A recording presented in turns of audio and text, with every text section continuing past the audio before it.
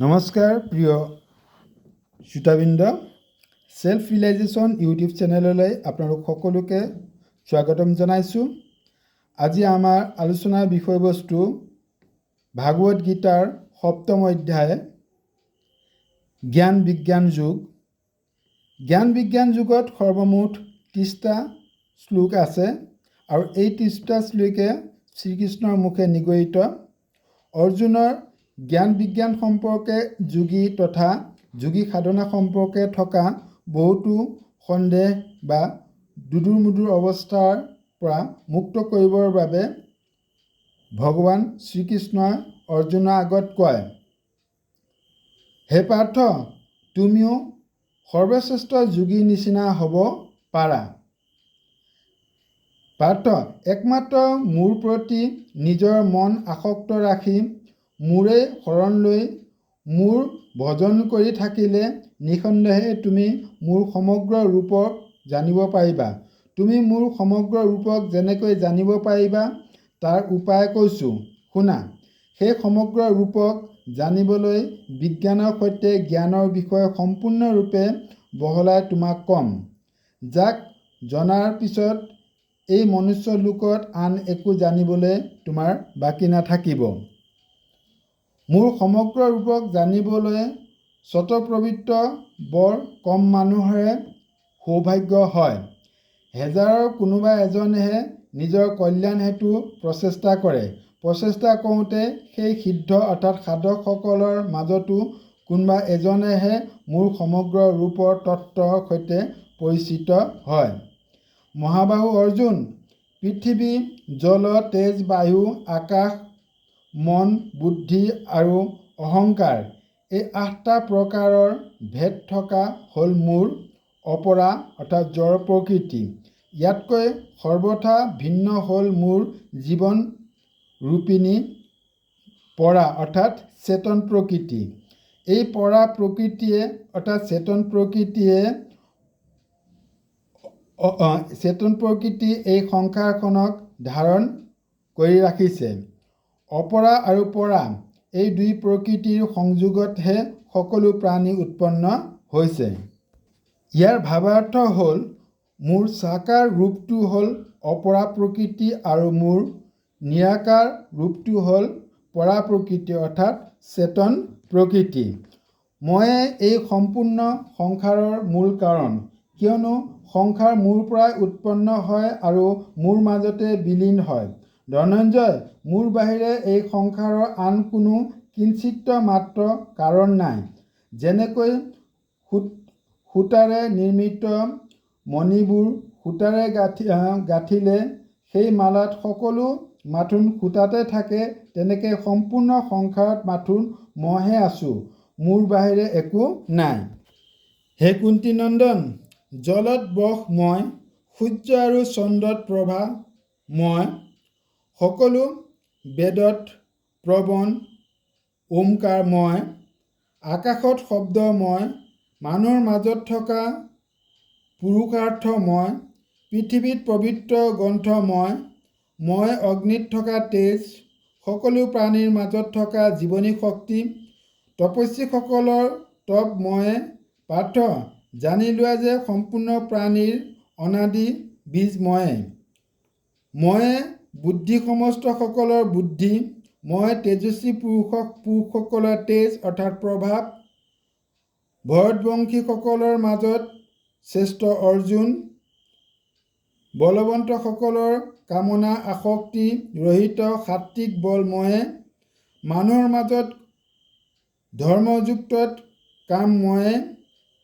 আনকি যিমানবোৰ সাত্বিক, ৰাজস আৰু তামস ভাৱ আছে, জানি লোৱা সেই সকলোবোৰ মোৰ পৰাই হয়, কিন্তু মই সেইবোৰত আৰু সেইবোৰ মোৰ মাজত নাই, অৰ্থাৎ মই সেইবোৰৰ পৰা সৰ্বদা অতীত বা নিৰ্লিপ্ত। সকলো জীৱ যিহেতু সৎ, ৰজ আৰু তপ এই তিনিটা গুণেৰে মোহিত হৈ থাকে, অৰ্থাৎ সংসাৰতে থকা সংসাৰতে নিমগ্ন হৈ থাকে, সেইকাৰণে সিহঁতে এই তিনিও গুণৰ পৰা অতীত আৰু অবিনাশী মোক নেজানে। তিনি গুণযুক্ত মোৰ এই মায়াক পাৰ কৰি যোৱা বৰ টান। এই মায়াৰ পৰা বিমুখ হৈ যিজন অকলে মোৰ শৰণলৈ আহে তেওঁ মোৰ কৃপাত এই মায়াৰ পৰা পাৰ পাব পাৰে, অৰ্থাৎ মোক জানিব পাৰে। আসুৰী ভাৱত আশ্ৰয় লোৱা মায়া মোহত অৰ্থাৎ জ্ঞান বিবেক আবৃত হৈ থকা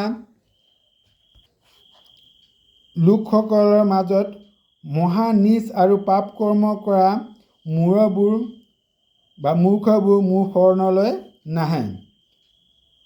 ভৰতবংশীসকলৰ মাজত শ্ৰেষ্ঠ অৰ্জুন, অভ্যাৰ্থী, অৰ্থ জিজ্ঞাসু আৰু জ্ঞানী, ভক্ত, প্ৰেমিক এই চাৰিবিধ সুকৰ্ম কৰা ভক্তই মোৰ ভজন কৰে, অৰ্থাৎ মোৰ শৰণলৈ আহে। এই চাৰিবিধ ভক্তৰ মাজত অনন্য ভক্তি কৰা জ্ঞানী অৰ্থাৎ প্ৰেমী ভক্তই হ'ল মোৰ শ্ৰেষ্ঠ ভক্ত, কিয়নো তেওঁ নিৰন্তৰ মোতে লীন হৈ থাকে। সেইকাৰণে মই তেওঁৰ প্ৰিয় আৰু তেওঁ মোৰ অতিকৈ প্ৰিয়। মোৰ মতেৰে প্ৰেমী ভক্ত হ'ব পাৰে মোৰ আত্মা অৰ্থাৎ মোৰ স্বৰূপ, কিয়নো মোৰ বাহিৰে শ্ৰেষ্ঠ আন কোনো নাই বুলি জানি সেইজন মোতহে লীন থাকে আৰু মোৰ ওপৰতে দৃঢ় আস্থা ৰাখে। ইয়াৰ তাৎপৰ্য এই যে সৰ্বৰ্থ মনক ধনৰ ইচ্ছাও থাকে, আৰ্তৰ মনত দুখ দূৰ কৰাৰ কামনা থাকে আৰু জিজ্ঞাসুৰ মনত তত্ত্ব জনাৰ ইচ্ছা থাকে, কিন্তু জ্ঞানী প্ৰেমীৰ ভক্তৰ মনত কোনো ধৰণৰ একো ইচ্ছাই নাথাকে। সেইকাৰণে কিয়নো বহু জন্মৰ অন্তিম এই মনুষ্য জন্মত মোৰ শৰণলৈ আহি যি আছে সকলোৱে বাসুদেৱ অৰ্থাৎ পৰমাত্মা, এনে বিশ্বাস ৰখা জ্ঞানৱন্ত মহাত্মা সংসাৰত অতি দুৰ্লভ। অৰ্থাৎ ভিন ভিন ধৰণৰ কামনাৰে যাৰ যি আছে সকলোৱে বাসুদেৱ অৰ্থাৎ পৰমাত্মাহে। নিজৰ স্বভাৱত অধীন বহু লোক আছে বা মানুহ আছে যিসকল মোৰ শৰণলৈ নাহি নিজ কামনা পূৰণৰ বাবে বহু ধৰণৰ উপায় পদ্ধতি আৰু নিয়ম অনুসৰি আন আন দেৱতাৰ শৰণ লয়, অৰ্থাৎ সেইসকল দেৱতাৰ উপাসনাত নিয়োজিত হয়। মানুহৰ যি স্বাধীনতা হৈছে মই তাক কাঢ়ি ল'ব নিবিচাৰোঁ, বৰং শ্ৰদ্ধাৰে যি লোকে যি দেৱতাৰ পূজা অৰ্চনা কৰিব বিচাৰে সেই দেৱতাৰ প্ৰতিও মই তাৰ শ্ৰদ্ধা দৃঢ় কৰি দিওঁ আৰু সেইজন সেই শ্ৰদ্ধাৰে যুক্ত হৈ সকাম ভাৱেৰে সেই দেৱতাৰ উপাসনা কৰে।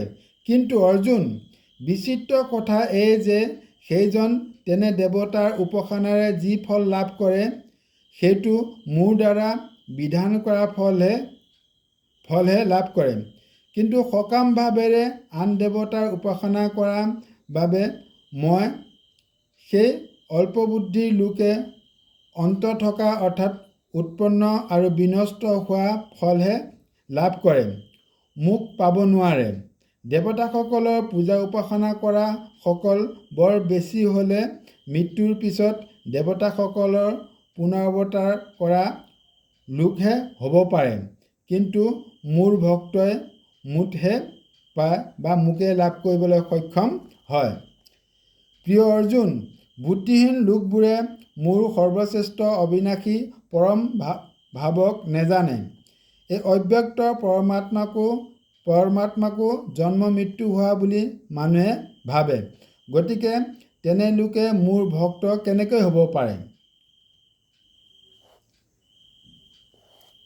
সেই মূঢ়সকলে মোক অজন্মা আৰু অবিনাশী বুলি নেমানে, তেতিয়া যোগমায়াৰে তাৰ ধৰণে আবৃত হৈ মই সিহঁতৰ সন্মুখত নিজৰ প্ৰকৃত স্বৰূপ আৱিৰ্ভূত বা প্ৰকৃত স্বৰূপ প্ৰদৰ্শন কৰোঁ। ভূত ভৱিষ্যত আৰু বৰ্তমান হোৱা বা হৈ যোৱা বা হ'ব লগা মই সম্পূৰ্ণ প্ৰাণীক জানো, কিন্তু মায়াৰে মোহিত সিহঁতে মোকহে জানে। ভৰতবংশী অৰ্জুন, মোক নজনাৰ মুখ্য কাৰণ হ'ল ৰাগ আৰু বিদ্বেষৰ দ্বাৰা দ্বন্দ্বমোহহে। এই পৰমতত্ত্ব, এই দ্বন্দ্বমোহেৰে মোহিত সমস্ত প্ৰাণীয়ে সংসাৰত জন্ম মৃত্যু বাৰে বাৰে পাই থাকে।